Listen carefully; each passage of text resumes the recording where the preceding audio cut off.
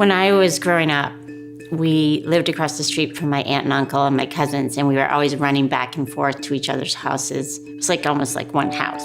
And my uncle was a developer. And I thought what he did was kind of cool, but I didn't think it was quite the thing I wanted. I went to Stanford for my undergraduate education, never been to California. And my brother had spent some time at Stanford on a research project and came back and told me how great it was. So I decided to apply. I honestly thought the chances that I get into Stanford were pretty darn low. Then it was a letter in the mailbox and screaming my head off when I opened it up. I got on the plane and flew to San Francisco, had no idea where I was, my first time ever setting foot in California. Stanford really opened the world to me.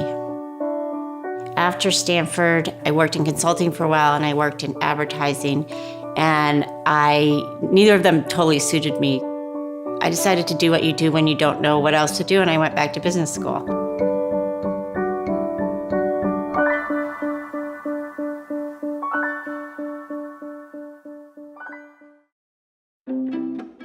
Susan and I met in business school in Hanover at the Tuck School. I was a first year, she was a second year.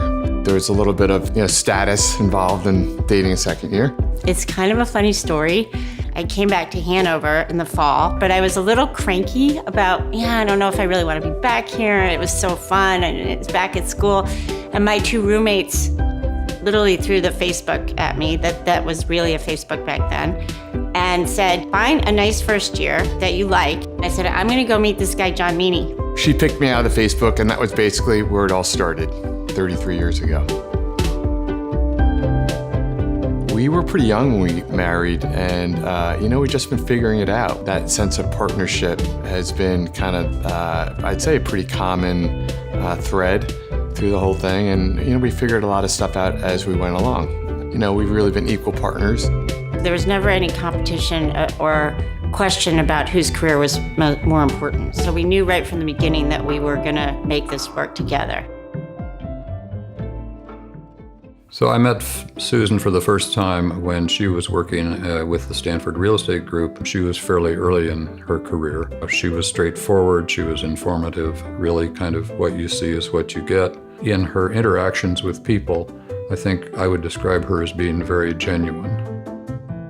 My job as a member of the investment committee was to know that we were in good hands. I felt we were in very good hands. I worked on a lot of deals when I was younger, a lot of big deals as an analyst. But my first really big deal, I think, was in 1994, and it was the Genencore building on Page Mill Road that Curtis Meaney and I did together while we were at Stanford. Curtis and I wrote a strategic plan for the Stanford Research Park, and the core principle of it was that there were many sites that had been ground leased in the 50s and 60s, and some of them were kind of underutilized, and the research park needed to be invigorated, and also we thought we could generate more income for Stanford that way. Our first building to do that with was the Genencore site, and believe it or not, it was an old Kodak film processing plant. It smelled like chemicals. There were these big vats. So we tore it down, we built the Genencore building, and we went on to build about 1 million square feet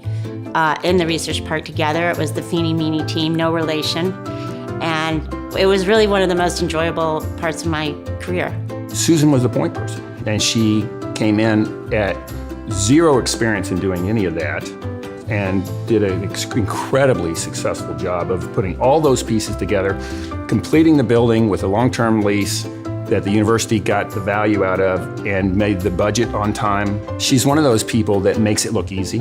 She has a naturally good business sense, and somehow in her experience in life, she developed a good judgment to know what are the right issues to worry about, and she's always working on the right things. Stanford did very well on her watch. Well, a number of years have passed, of course, since I first met Susan. At a later point, I joined the investment committee of the Hewlett Foundation, and who should be there but Susan? I met Susan 14 years ago when I first joined the Hewlett Foundation. She was then responsible for all our natural resources and real estate investments. And it was great to see sort of a vibrant woman working in such male-dominated fields. She came in with a lot of really good real estate skills and very good detail and structuring skills. And over the years, she's been able to blend more macroeconomic and more strategic thoughts into the way she thinks about investments, which I think just shows a maturity and a normal progression in how someone invests. Her ability to be really honest with managers, and the fact that she's just seen as such a trustworthy human being. It's about having good judgment in our business. That's not something that you can really teach somebody. It's something that comes over the course of 20 to 30 years of experience. One of the reasons that I think Susan has been as successful, and I know I have been, is we have this relationship, leading women in the Valley, the ability to support each other. We all face the challenges of how do we balance our kids, our husbands, our travel. All of our jobs demand a huge amount of travel. She has been able to balance it because she has John. We don't do this by ourselves. She works hard. Long nights at the office, weekends at the office. Raising two kids when both of us are working, we work together, we solve the problems together, but she really took the heaviest load at home. When I started at McKenna, I knew that my travel and the commitment that I needed to make to work was going to grow. We sat down and we talked about how we were going to handle that. And to John's credit, he at that point stepped away from his work. He became the 80 to 90% parent. In some ways, my mom is the same at home and at work. In some ways, she's totally different. She can transition really quickly from being really serious and focusing on work. And as soon as she comes home, she's crawling on the floor with the dog, talking in dog voices. We've been really lucky to have both parents who've been flexible in the roles that they take at home. And I've learned a lot about how important it is to both support a partner, but also always to put your family first. I didn't realize how successful my mom was at work until I was much older. She just loves what she does. She really likes the people she works with, and she likes the work, and she likes that real estate is tangible. She always says it's like Monopoly. Yeah. I was first introduced to Susan probably about 13 years ago. We were starting to think about the idea of our business, McKenna Capital, and part of that was trying to locate and identify people who might be great initial partners of ours to get the business started. So I was introduced to Susan by one of her colleagues at the time, Kelly Meldrum, a friend and colleague of hers at the Hewlett Foundation, who said I had to meet Susan and she'd be the perfect person for us. And it was a no-brainer almost right away. Her character, her personality, you can't teach that. I think she was probably born with that. She's done a remarkable job of being that sincere, thoughtful, amazing person on the personal front and on the professional front.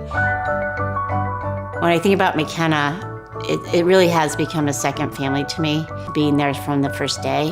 I don't think I ever could have imagined the strength and durability of our partnership over a decade plus. It has been a great journey to have been part of a startup organization, going through those times together when we were traveling all over the place and living through trips to China and power bars and having long dinners in Abu Dhabi. There's just a real bond that exists between us, and it's pretty special.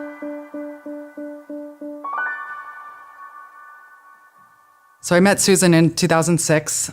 She was brought in to run the real estate portfolio at McKenna, and I was going to be her direct report. I'll never forget the first day I started working with her, the CEO at the time, Mike McCaffrey, pulled me aside and said, "Ashley, Susan's going to be your toughest and best boss you could ever have." And he was right. She was definitely my biggest critic when I was kind of performing under my potential. She was my biggest support when I was completely underwater. She was the biggest role model as I saw her kind of navigate the nuances and the intricacies of being a partner of a growing business. She was managing a multi-billion-dollar real estate portfolio across the world and raising two children, and then still finding time to be an incredible mentor and ultimately best friend of mine. She has an incredible ability to read people and connect with people. And how that really translated itself is that she could walk into a meeting And within the meeting, she could call someone on their bullshit. She could negotiate for favorable terms for herself. She could deliver really, really tough, challenging news and somehow walk away with respect and admiration from that person. And I don't think I've seen anyone be able to do it like Susan. I think mentorship is crucial, and particularly kind of in finance and in our industry, because there's not a lot of women to look to in finance. Mentorship for me was her showing me the path of what was attainable. What she was doing was she was showing how you can prioritize work and family, and you didn't have to compromise, and there really was a way to have it all. We would travel 24 hours to our destination. We'd be in the middle of India. We'd just gotten off a plane. We're exhausted.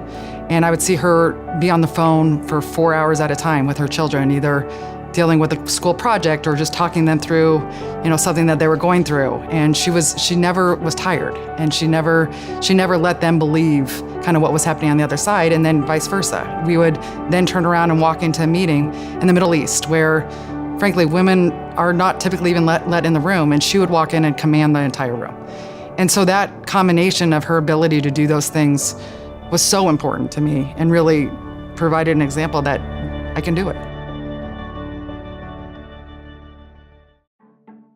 Susan has done a brilliant job in such an outstanding way that she has been able to avoid whatever barriers might exist in our industry, and she's come out and risen to the top. She and her people have managed, as I understand, over $3 billion in real estate investments. They have $18 billion under management. This is a major undertaking with a lot of money involved. So she has a huge responsibility for managing other people's assets. I really credit SPIRE for bringing a woman to the point of receiving this honor, which is absolutely deserved based on every possible basis. When I heard Susan was getting honored for this, in some ways I was like, it's about time, because I truly believe what she does in this industry is incredibly unique. I can't think of a finer individual who is more deserving of this incredible honor. She loves her profession in the industry that she's worked in for 3 decades. Susan is one of our most prominent and one of the graduates that we're most proud of from Tuck Business School. Susan is as deserving of this award as anyone I know connected to Stanford, connected to the real estate community. She has been a trailblazer. I mean, she was, I'm sure, born running. I'm very proud. As a woman, I think there were times when I felt like I had to work a little bit harder and maybe prove myself a little bit more to show everybody that I should have a seat at the table. Without my colleagues and my friends and my family, I could never have done what I've done. I've had so much support, and I'm so grateful to them. When I think about leaving a legacy to my children, I think about it as something that we've all built together. They've grown up in an environment where men and women are equally valued. My mother always made me feel like I could do anything. And I grew up with 2 brothers, and both my parents made me feel like I could and should do anything that they could do. And they always supported me to follow my interests and to take risks and to move forward. And I now realize what a gift that is.